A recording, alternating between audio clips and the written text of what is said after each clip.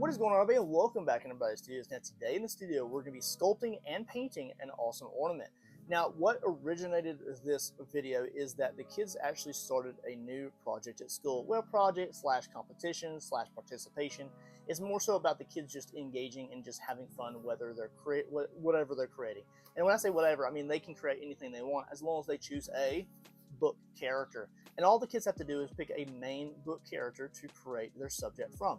Now, they can create their ornament in a lot of different subjects, as long as it is a 5" by 5" minimum. That is one of the rules for the project, and it had to be in by a certain date. Now, I only received this information through Dojo, if you're a parent, Dojo, a few days ago. So I've got the clay, I've got the kids ready to go, and we're going to be sculpting 2 ornaments in simply 2 days. So it's going to be intense. Because of the time variant in this, I will be doing the majority of the sculpt work in the actual ornaments themselves, and then the kids will take over and do the painting throughout the process. Okay, so same intro for both of the projects. Just be aware that these are 2 of them. So there's one that is a baby shark, and then there's one that is a Arctic fox. We'll get more into the specifics in those individual videos, whichever one of those you are watching right here. So we'll go ahead and break into those 2 videos now. Now, if you're watching this, you know that you clicked on the Arctic fox ornament. Now, this is going to be an intense project, and I really sped sculpted this, you guys. I sped through this in probably an hour and a half, all of the details locked in, and it's in the oven like that. So super fast. The baby shark took me a lot longer than the actual fox did, but the fox I feel like is a little bit more ornate, and that's kind of like something that you would see in like a Christmas store at the beach or in the mountains and things like that. So it's a little bit more ornate, and I actually will probably reproduce that as just a standard fox, not the actual book character, because that's somebody else's character. But and you'll be able to get that on my Etsy shop. So the book, again, that we are working with here in this video is Extraordinary Noorah. Now, this is from the creators of Elf on the Shelf. And this is Santa's Magical Arctic Fox by Chandra A. Bell. So this is a cute little book here. So for now, what we're going to do is we're going to go ahead and break out some Sculpey original clay. And then we're going to go ahead and sculpt in the face as well as the tail. And then when we get to the halfway point, my daughter will take over the painting process. Now, she is going to paint 90% of the actual item. So if you're like, well, he's sculpting the entire ornament and she's not really doing anything, she is. It's only because we're doing both of these ornaments in one day. And this is a lot of sculpt work and a lot of painting for it to be cured up literally tomorrow, okay? So sit back and enjoy, guys. Let's go ahead and begin with the sculpt work with some Sculpey original. All right, you guys, let's jump into this very fun sculpting and painting video. Now, again, we are going to be making a fox ornament. Now, this is a 5" by 5" requirement here. It cannot be any bigger than that, but we are going to go ahead and block it out. Now, my daughter had picked a particular book here. I will post the name as well as the author in the lower left-hand corner. There it is. Very cool. And we're going to go ahead and sculpt out this nice little fox. This is a fox, like an elf pet from Elf on the Shelf, which is pretty cool. So we're going to go ahead and sculpt this out here. Now, during the painting process, you'll really see that it'll kind of transform into the character that you see in the book. But we're going to sculpt this very generalistic so that I can reproduce this and sell it on my Etsy shop as well. That's just like a fox ornament, very simplistic. And of course, when I do cast that out of polyplastics, it'll be a lot lighter weight than it is here with this dense Sculpey original clay. Now, you may be thinking to yourself, well, it's a competition, or not a competition, it's a participation thing for her school. You're like, well, why are you sculpting it all? Well, we only have 1 day to do this. 1 singular day to sculpt, oven bake, let it cool, and then paint it to perfection and let it cure up enough to where the paint doesn't get rubbed off or chipped because it's not cured up enough to stay on the item. So we need to do this all in a singular day, which means we need to expedite the process. So I broke down and I spent probably about an hour, maybe an hour and a half sculpting this and just blocking it in really, really fast details. Now, of course, I really do find this type of sculpting very easy. It's very simplistic. We're working on a hard surface and it's very flat. It's not very super 3D, right? So it's not like the entire fox's head or the entire leg formations or anything like that. It's just the front of the face.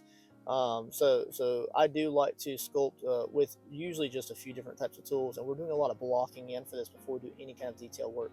But as you can see, we did start off with the nose as well as the snout, then work down into the mouth, and now we're building up clay portions around that.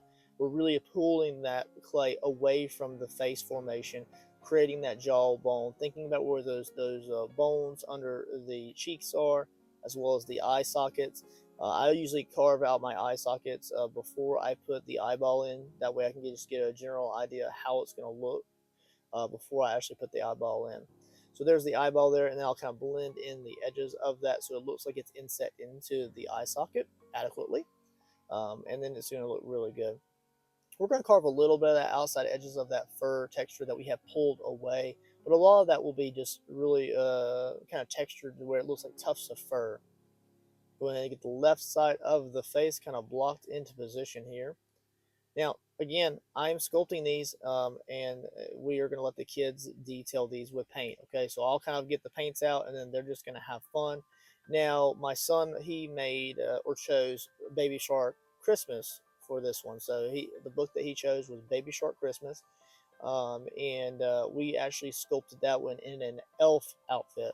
So not necessarily a Santa Claus outfit or something like that, per se to the book itself, but in the YouTube video, there's one of an elf in a green outfit, and we decided to opt in for that. That's what he wanted, so I don't care. I'm going to do that the way he wants anyway, so just have fun with it, right? Because that's the most important part of this process is just the enjoyment of them having fun in the studio.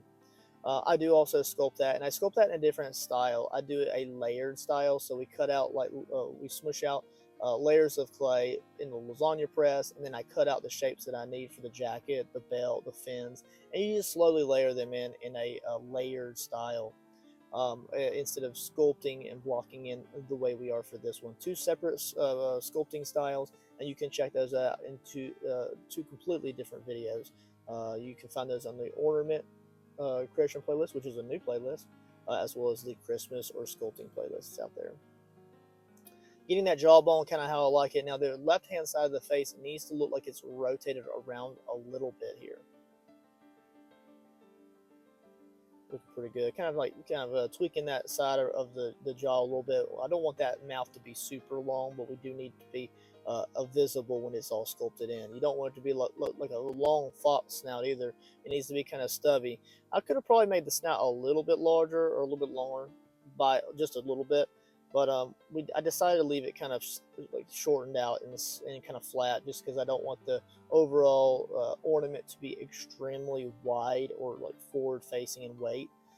So even when it's sculpted or casted out of plastics and it's a lot lighter than this clay will be, we don't want it to have a lot of forward facing weight here. Getting that second eye put in. I made that eye a little bit too big. I probably could have shrunk it down ever so slightly, but well, in the spur of the moment, because I'm trying to really speed through this, I really just went with the flow. Getting the second left ear on, making sure that ear canal is kind of sculpted in there.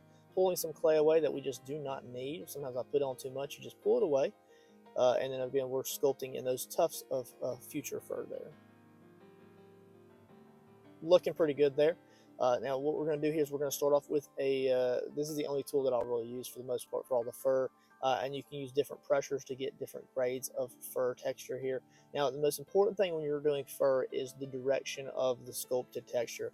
Make sure the direction of your fur texture is going in the right way, and then if you can do that, guys, you can make it look great. Even if it looks a little rough around the edges, you can make it look great. Follow the way that the fur would naturally be on the item, and sometimes the rest of it just takes care of itself. Around the top of the snout, between the eyes, and around the top of the head, before it goes into the very top of the head, this very fine hair texture or fur texture. Same thing around like the lower portion of the lips, where below the nose or right there at the tip of the jaw, right below the lip, on the lower lip. It's very fine, and you want to make sure you can capture that. When it gets out and away and above the eyes, around to the ears and around to the neck or the sides of the head or to the outer cheekbones. That's where it's going to get a lot thicker, and you can use a lot, more pressure to create thicker lines in the clay. So make sure you use different grades of pressure to get the overall depth of the carving that you need. Now, we are using Sculpey Original for this project. I stated it before, and I'll state it again before because I want to make sure that you understand. Now, this technically is a beginner level clay, okay? It is an oven baked clay by Sculpey, but I'm like years into my journey, guys, and I use a lot of different clays. I use, paper clays. I use air dry clays. I use monster clays, wax-based clays. I use everything. But when I'm sculpting something like this, and I want it to be really firm, really quickly, really quick projects, and I know that I might cast it later, I'm going to go ahead and use Sculpey Original. It's cheap clay. I'm not going to say it's cheap. You can get like a pound block from like Walmart for like, $6 or $7. And you know that it's disposable. Like if you mess up the clay, because it is oven baked, you can just remold it and resculpt it again. But if you use something like air dry or something, then you got to keep it wet or moist for the entire time. Sculpey Original is very convenient. If you're a beginner, try it out. If you're an advanced sculptor, then you know that this is the type of clay sometimes makes it easier to work with, but you can pretty much use any type of clay to make anything that you want. You just got to put different types of techniques into it to get the desired effects. So if you're beginning and you're just getting into it, buy a block of Sculpey Original and just have fun with it. When you make something that you like, bake it, let it sit around for a while, learn from it, and then just try another way. It's very easy.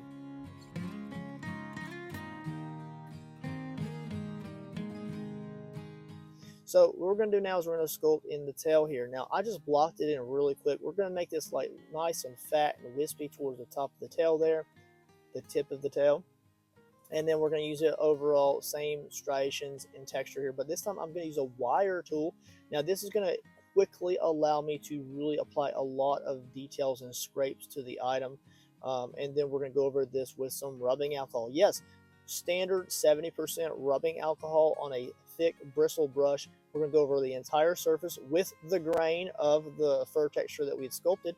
And this is going to smooth out a few of the imperfections. You don't have to do this, but if there's any kind of like little burrs or like raised up clays or something in particular areas that just don't really give a smooth, refined, finished look, then this is going to allow you to do that. So this is my daughter now. We're starting to shift over to her doing the artwork. And this is where I'm letting her actually use the thick bristle brush with the alcohol. And we're going to go ahead and smooth this out here. So she's smoothing out the tail here. You can see the different textures as this is being applied, though it's really transforming it quite a bit. And it's not like you can't let this fully dry and then just come back in with some more textures with some tools. You can do that if you would like to. It's always versatile to you, and you can always add more or change it as you go. I'm also going to wet this between the two items here, and we're going to blend these together. Sculpting in the little teeth there, which aren't really visible in a lot of ways, but we're going to go ahead and sculpt those in anyway. And now this is me just applying a few smooth textures to the snout here in different areas, and then we're going to be moving on to the painting process here. Okay. So we're at the halfway point now, and the item is fully baked out at 275 for around, I would say, 20 minutes or so. The tail is a little bit thicker than what you would need to bake it at just 15 minutes. So it needed to be baked a little bit longer. And I also tried to bake that on a flat surface. Now, if you remember, the face and the head were put together separately, right? So that means that there's a seam line on the back of the item. As you saw there, I did create a flat bottom of clay, and then we isolated that, and it creates a flat surface on the back. You really don't have to do that, but I also didn't want it to be like dropped by the librarian or anybody, and then the two pieces just shatter apart, right? So we need to make sure that it was a little bit sound for her to take to school, to hang on a tree for a few weeks until it comes back home. Now, when I reproduce it on my Etsy shop, I'll probably cast that out of polyplastic, so it'll be a lot lighter, and it'll be like one singular piece that's bonded together, and they will never come apart. So we'll do that. And I'll also probably put the hole for the ornament in different portions of it and sell them in different ways, so they hang different ways. And then of course this is going to be a little bit different. So we're going to work into the painting portion of this video, guys. So sit back and buckle up. My daughter is going to take over. Now just be aware, guys, this is where the real-time portion of the video is going to start off here, because I'm going to be teaching her how to dry brush. Okay, this is partially a real dry brushing video here that you're going to be able to watch, and I'll also probably include a clip of this in the tips and tricks video playlist. Now I'll also probably include a clip of this in the tips and tricks video, just so people can watch that separately. But just be aware that, guys, my daughter is learning a new skill in the first part of this painting video, and then she's going to work into a time lapse. So just be aware that she's learning a new skill set. So sit back and learn and enjoy the process. Okay, guys, let's get to it. Now we're going to begin this with Mars Black and Titanium White, and remember, we bake this at 275 for around 20 to 30 minutes.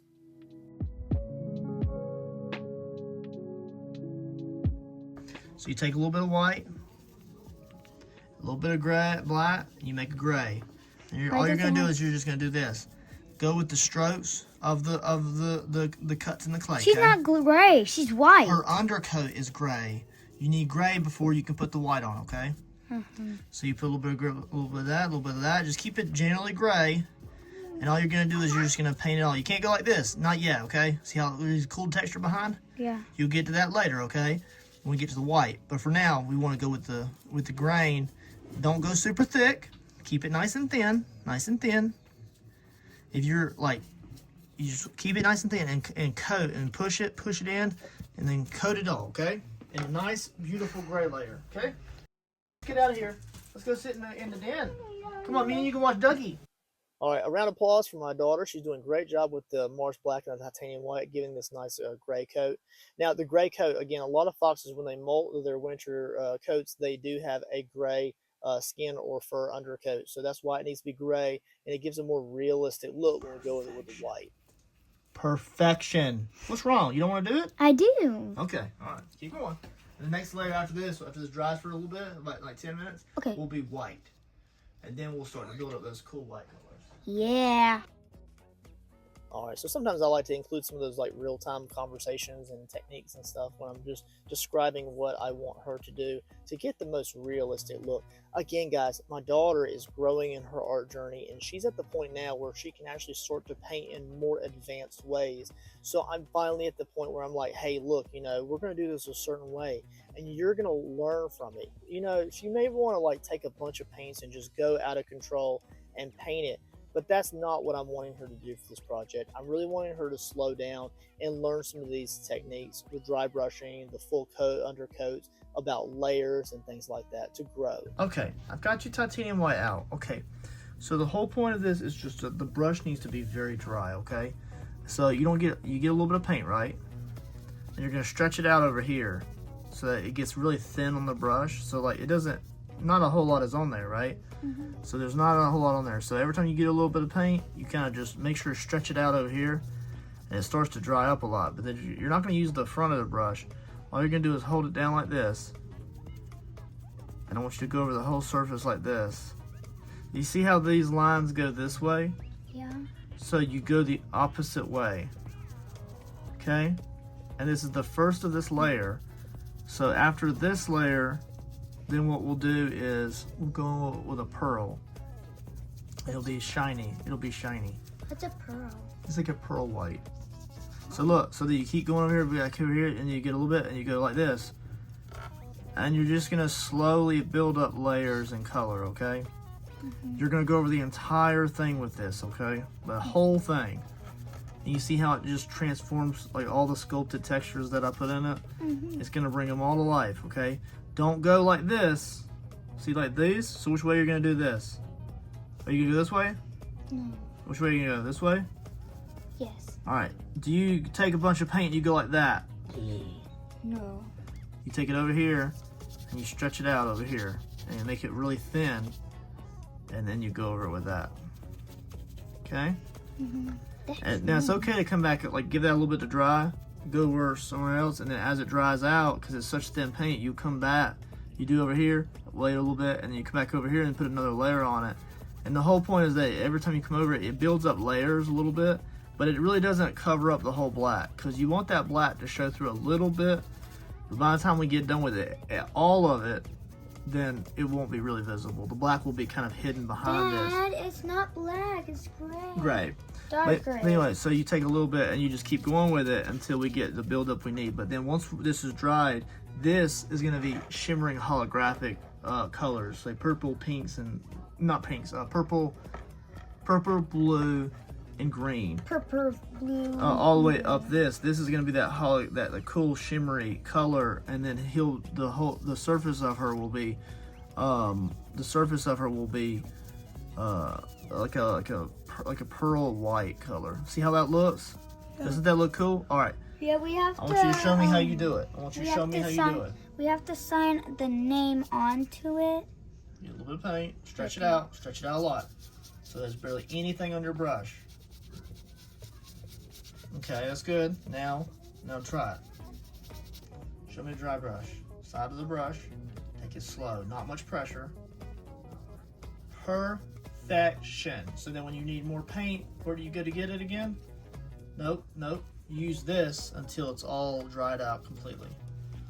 That's good. You should get around the edges over there. Get around the edges a little bit. Not too much pressure. There you go. See, when you start to run out of paint and it starts to get thinned out and you're not applying much, you come back over here and use this until it's all dried out. Look at that, Dad. Go over the whole thing. I don't even care if you go over the nose. Dad, look at that. You're pushing it. Careful. Did you Put your finger here if you want to hold it in place. Dad, do you see it? I do. Look at that. There you go. Horizontally. This is called dry brushing, Elena. This is more advanced. This is an advanced painting technique that I'm finally getting to teach you. Okay? But look how the fox is going to transform here. It's really going to start to pop as we apply more layers. Take it slow. See how that's still wet? Take it a little bit. That's good. That's good. Stretch it out a little bit. Now dry brush. Try to go over places that haven't. Not too thick.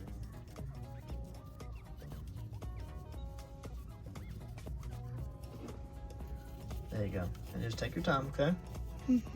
All right. Looking pretty good here. We're going to enter into a time lapse at the end of this segment here, and she's going to really speed through this. It really is transforming the way the fox look, is it not? It's really hard to see some of those details when it's all bleached out on the clay that we've sculpted, but when you start to apply the dry brushing over a lot of those raised textures and fur details, it really does transform. You could leave the item just like this with some cool eyes and maybe blacken out the nose and leave it black and white, and it would be spectacular. But of course, we are the way that we are, and we are going to take it the next step and above and beyond. I'm just very adamant that she needs to apply thin layers as she goes through this process. She could, when she gets more advanced, apply a lot thicker dry brushing to this and just expedite her process. But I want her to really get used to applying thin layers to begin with. We're also going to go in with these color shifting paints. This is like a light blue, a neon green, a purple, and a kind of a darker blue purple. Color shifting paints from Folk Art. Put some down here.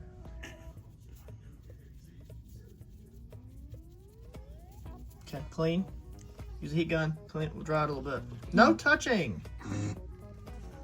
Purple. Oh, listen to what's my name? What's my name? Uma, say it louder. What's my name? What's my name? Uma, say it. You're going with the color. You need to go. There you go.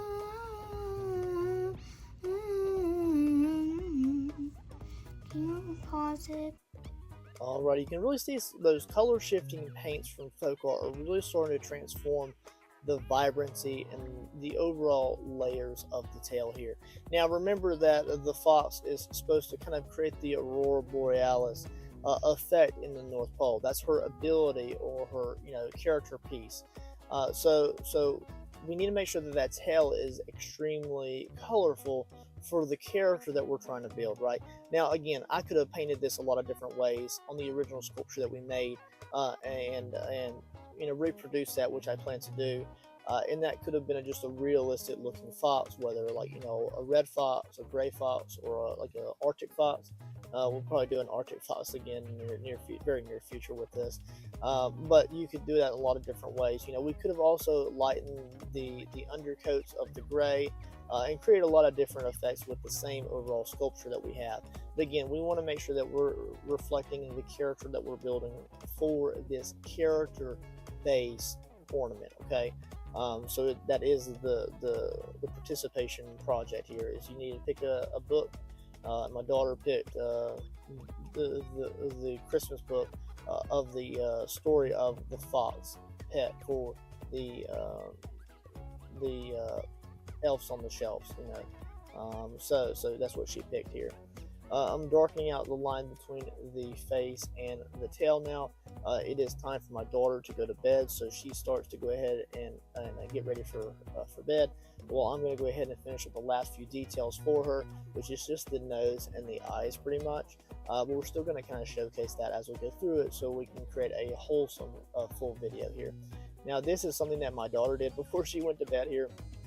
This is actually a dragonfly glitter folk art paint, and it's basically just like a clear transparent like glue / paint, and it has a lot of glitter like caked in it. If you put it on a black surface like it is there, you can really see the glitter really popping, and it looks really cool. After we get this back to our house after the Christmas ornament competition, I'll probably let her glitter this entire thing with just like a pearl glitter, and we'll probably clear coat it just so it has a lot of like shine to it. Give that like that ornament style kind of type of like glitter coating. So we'll probably do that as well. Now I'm gonna go ahead and paint out the nose here as well. And then we're going to go ahead and kind of do a little bit of a wash in the ears as well as around the eye socket and the mouth here. And just particular areas here and there just to kind of bring depth to the overall anatomy here. We could have went, again, a lot wider with the coat of the fox, but we did want to go in with that pearl metallic from folk art, and that made the white fur have a silverish white shimmer to it. I just thought it'd be kind of cool instead of just keeping it all bleached out in titanium white. It just gave a cool effect to it. So all of it's kind of shimmery and shiny under certain lighting and circumstances here. I'm going to go ahead and finish out those irises there, painting in a few of the teeth there, and then we can almost move on to the final stages here. Now, one thing that you're going to notice here is one thing is missing from this ornament. What do you do with the ornament when you get done with it? You hang it on a tree. Yes, you do. So we need to make sure that we have a hole in the item. So I do use a 1/4-inch drill bit, and I am going to drill a hole in each of these ornaments. I'll paint the interior of the hole, just for aesthetics, and then we'll go ahead and get those hung on a tree there just to kind of test to see what they look like here. Now here we are, you guys. How absolutely incredible is this bad boy here? It's very whimsical, and I like it. I probably, in the left-hand eye, I could have probably brought the iris up a little bit towards the top of the tail. Like, not towards the top, but like towards the forward-facing portion of the tail. But I'm pretty happy with it.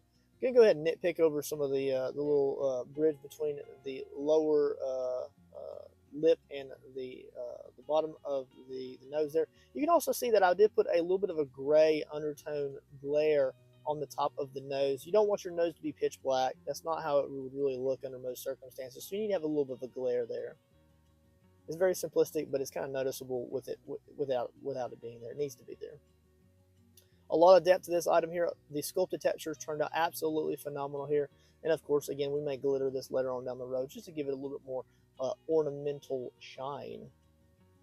I do think that she is very proud of the artwork that we produced with this one. She did 90% of it. I just did the eyes and the nose again. So not very much at all. But she did learn some new techniques during this process, including the dry brushing, as well as why we put base coats on things. And she learns a little bit newer things every time we go through the creation process for projects. The last thing that we did some pumpkin paintings and things like that. So those were all little competitions. Well, but now here the school is doing ornament competitions. And of course, all of these projects are always so rushed, but it's the enjoyment for the kids to do the painting process. And as they get more advanced, they'll be doing the sculpting by themselves as well. I'm going to go ahead and use a little bit of gold ribbon here, and we're just going to make it to where they can hang it on the tree at the school. I am not going to be the one to deliver this to the school, so I don't know kind of what circumstances or where they're going to hang it. this ornament does weigh quite a bit, and it will weigh quite a bit until I have it created out of the polymer plastic, but that will be later on down the road. I hope you guys enjoyed this very fun, laid-back sculpting and painting video. A little bit in real time, a lot in time-lapse, but it was a one-day project. Make sure you like and subscribe, and I will catch you guys on the next awesome video. Make sure you check out Baby Shark. It's different, but it's very fun.